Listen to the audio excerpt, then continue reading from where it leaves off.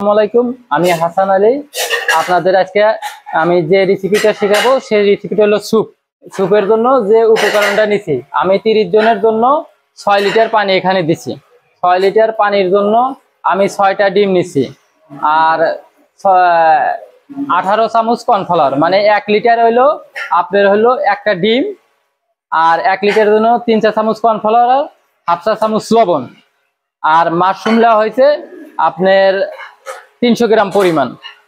এই হলো আমার সুপের উপকরণ। আর হাফ চা চামচ সাদা গোলমরিচের ফাঁকি দেওয়া হয়েছে, আর টমেটো সস দেওয়া হয়েছে 100 গ্রাম, এটা কালার সুন্দর আসার জন্য, জানি আমার স্যুপটা খুব সুন্দর দেখাচ্ছে। সেটাকে আমি দেখাচ্ছি। এই যে স্যুপের জন্য মিডিয়াম সাইজের 4টে পেঁয়াজ নিচ্ছি, 4 পিস, আর মাশরুম মনে হয় 200 গ্রামের মতো, আর মরিচ আছে এখানে 50 গ্রামের মতো, কাঁচামরিচ। ঠিক আছে, সিদ্ধ দেওয়া আছে হলো 6 লিটার পানি। 6 লিটার পানিতে 30 জন খাইতে পারবে। 1 লিটার পানিতে 3 চা চামচ কর্নফ্লাওয়ার, 3 চা চামচ 1 লিটার পানিতে, আর 1 লিটার পানিতে হাফ চা চামচ লবণ। তাহলে আমি যদি 6 লিটার পানি দিয়ে থাকি তাহলে 18 চামচ কর্নফ্লাওয়ার দিতে হবে এখানে। আর প্রতি 1 লিটারের জন্য একটা ডিম, তাহলে 6 লিটারে 6টা ডিম কর্নফ্লাওয়ার দেবো। না, 18 চামচ। 1 লিটারে 3 চামচ, তাহলে 6 লিটারে 18 চামচ।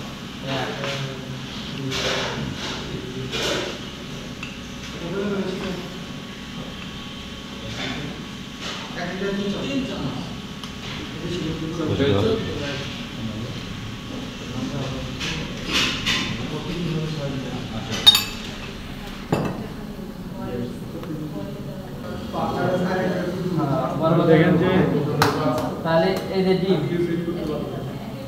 এর সাথে একদম ফেটিয়ে নিতে, যাতে ডিম বোঝা না যায়, মাশরুম বোঝা যাবে। আর যদি ডিম আলাদা দেয় সেক্ষেত্রে আবার ডিম বোঝা যাবে। দুধের কর্নফ্লাওয়ার দিয়ে একবার,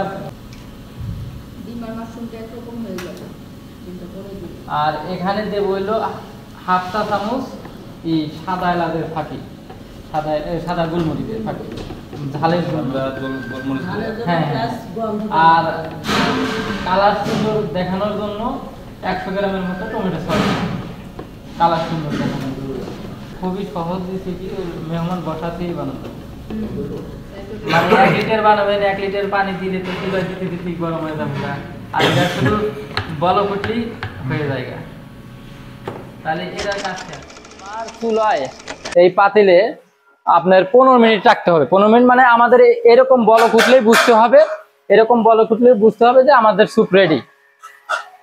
যেমন আমি যখন ঢালবো তখন থেকে শুরু করে 10 মিনিটের ভিতরে আমার এরকম বলক চলে আসবে। এরকম বলক চলে আসলে বুঝতে হবে যে আমার স্যুপ রেডি।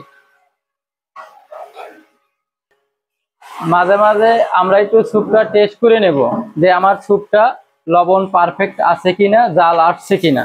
তার জন্য আমি একটু আগে নিজে হাতে নিয়ে টেস্ট করে দেখতেছি।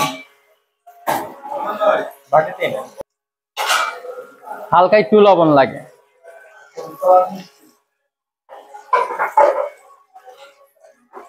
এই যে আমি লবণ দিছিলাম 3 চা চামচ, তাতে দেখা গেছে যে লবণ একটু কম হয়েছে, এই যে দিয়ে দিলাম।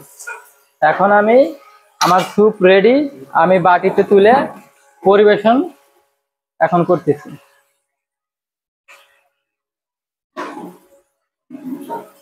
এই যে আমাদের মাশরুম, এই যে মাশরুম স্যুপ দেখেন।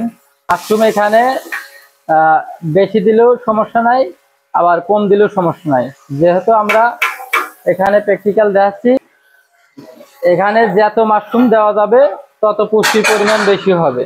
এই যে দেখেন, আমরা এই যে মাশরুমগুলো দিচ্ছি, ঠিক এরকম মাশরুম দেখা যাবে, ওইভাবে মাশরুম দিতে হবে। আর মাশরুম আপনি যদি বেশি দেন তাতে সমস্যা নাই, মাশরুম যত দিবেন পুষ্টি তত বেশি।